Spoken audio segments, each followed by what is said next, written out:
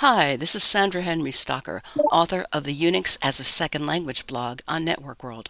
In this Linux tip, we're going to take a look at the PV, Pipe Viewer command, that can provide some reassuring visual feedback when some process you'll be running might take a long time to complete.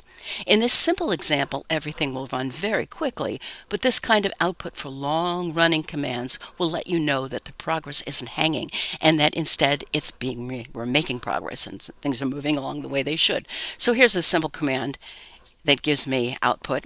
But if I run that same command using the PV command like this, and it's going to be running that same command, but the -p means progress.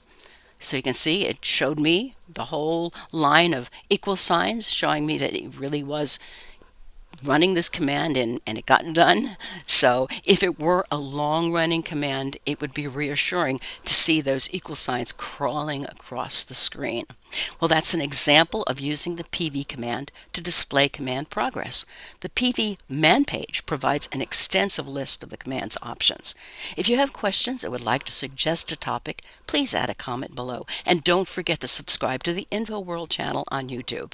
If you like this video, please hit the like and share buttons. For more Linux tips, be sure to follow us on Facebook, YouTube, and networkworld.com.